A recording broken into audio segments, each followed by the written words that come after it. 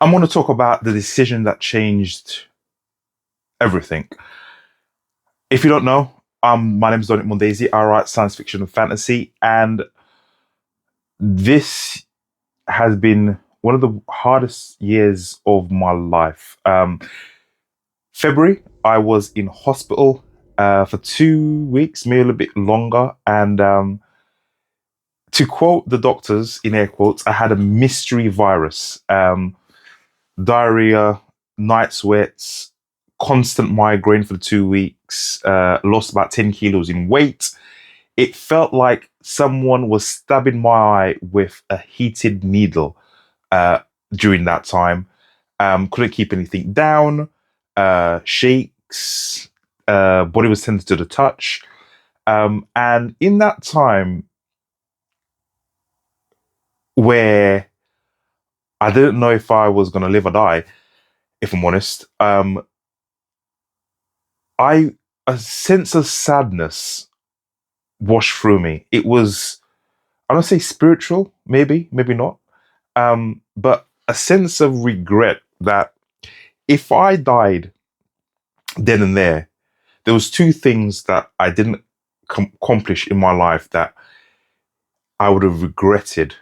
That if I died and my maker, whoever, showed me who I was and who I was meant to be, that would have felt like hell. Like two things: becoming a black belt in jiu-jitsu. I'm a brown belt at the moment. I own my own gym with three others, and becoming a full-time author. And the full-time author one was the one that stung because it was something that I've been trying to do for the last 10 years. I published my first book in 2015, and my last book I published was this month, actually, October. And yeah, to pass away and never knowing that the goal I've been trying to accomplish for 10 years just eluded me. That was the, out of all that out of everything that I was dealing with at that present time in hospital, that was the most painful realization, because it was a time, those 2+ weeks, it was a time where I couldn't look at my phone. There was no TV. I didn't have any, like, I couldn't read because if every time I opened my eyes, it felt like I said, someone was stabbing my eye with a hot needle. So all I could do was suffer and think, suffer and think. And in those moments, just moments of agony, I was like, I can't believe I'm going to go out like this without accomplishing my goals. Like, there's been 5 or 6 times I've almost died in my life, maybe more, but that was the saddest I've felt, of not being scared of death. And it's weird for me to say I'm not scared of death. Just the fact of I'm not going to accomplish the goal. I've been doing this for fucking 10 years and I'm not going to accomplish my goal. That, the pain of that. The pain of that. And in that moment, I don't want to say I prayed. I made a promise to myself that if I got out of this alive, that I would do everything in my power to become a full-time author. Everything in my power to become one of the greatest authors who's ever lived. And it was, and the thing is, the messed up thing is, that it's not like leading up to that, I wasn't doing the things. I was writing books, I was putting books out, I was advertising, but if I'm honest with you, I wasn't telling the world that I wrote books. Weird thing. Like, I've got, like I said, business, or martial arts business, where we teach Brazilian Jiu-Jitsu, Muay Thai, that sort of thing. I tell the world, advertise, constantly post on social media, But to tell people that I write books has always been a dirty secret. I don't know why. I do know why. It's judgment. Like, negative reviews never affected me, and it still doesn't.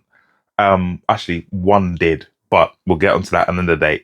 But I can take negative reviews and just brush them off, but to open myself up to someone and say, look, I write books, someone who knows me, like I write books, and for them to look at those books, see those books, and then see part of me that, like, I'm a very private person, even on social media. If it wasn't for writing books, trying to sell books, and having a jiu-jitsu school, then I wouldn't be on any social media platform. But for some reason, just it was just idiotic. And I was sitting in there thinking, like, you're trying to do this goal, achieve this thing, but no one knows. Like, how can you, yeah, like, you're not doing enough awareness. Imagine having a plumbing business and not telling anyone that you plumb, if that's even a thing. Like, you're nervous to tell people that you have a plumbing business. It just didn't make sense. And those 2 weeks, I was just just by myself. And I remember, like, promising, no matter what, come hell or high water, if I survive this, I will fucking do my utmost to make this gym come a reality. So, funny thing is, like, when I say, like, I nearly died, I nearly did die. I've not told, well, telling the world now this, but one of the junior doctors said to me, "Oh, people who have their livers looking like yours don't normally make it." I was like, "What?" And you could tell in that moment that she'd messed up and she said something that she shouldn't have said. And she was like, and she came out and said, "Yeah, well, her exact was, well, I've messed up now, so I might as well tell you. The doctors didn't want to tell you that it wasn't looking good." And when I said, and I remember asking her, "Does that mean I could have died?" And she just gave me a look, just say, but yeah,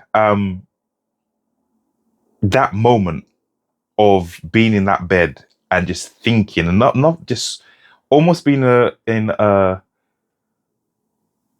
like a religious, not even a, like, I want to say a religious state, but like taking too much magic mushrooms and not coming out of the trip, and it's just been a 2 week long trip. And when I came out of that trip, I had I spoke to someone, not a therapist, but well, a hypnotherapist kind of, because I just had, it just was always on my mind. Like, death is always on my mind anyway. Every time I wake up, I always say, today I might die. So what are you going to do to make today your greatest day yet? But that,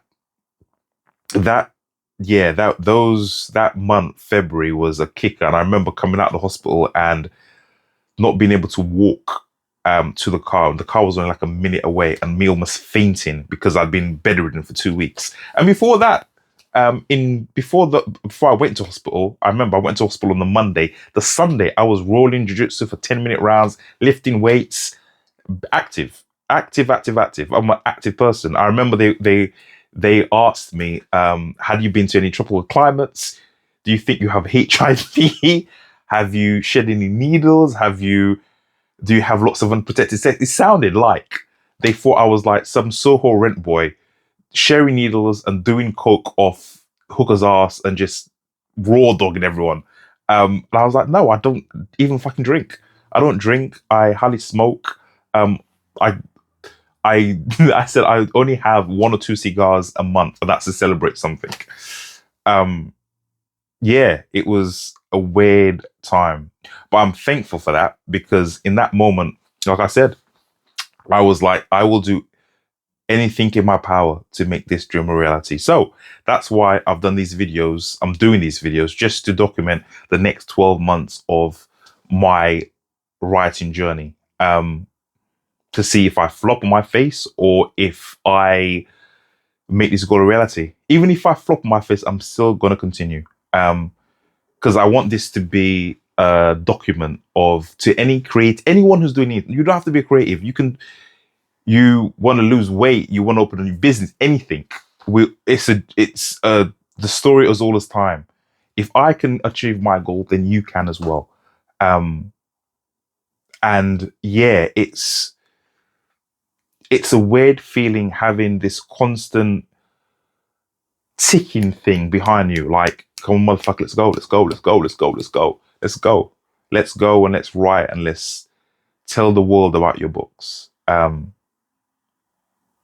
Yeah, like I said, this year has been the worst year of my life for some time. January to the start of October was a rough time. I was in hospital at the start of the year. I released a book close to my heart in October, the start of October, called Echoes of a Lone Wolf. And that book flopped hard. And that book was dedicated to my grandmother, and that hurt. And I got first 1-star review from the book.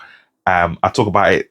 I'll put up the video. I'll talk about it in one of my previous videos. But yeah, that kicked me for 6. That I was in a, I can't say depressive state, but I was just in a funk for 2 weeks. And only now I'm just getting back up off the ground and fucking trying to get up that hill again. But yeah, it's achieving your goals is never easy. Even if it's to lose weight or open up the business or talk to that girl that you like or that guy you like, it's never easy. And even if they say yes or you lose all that weight, there's challenges and obstacles along the way.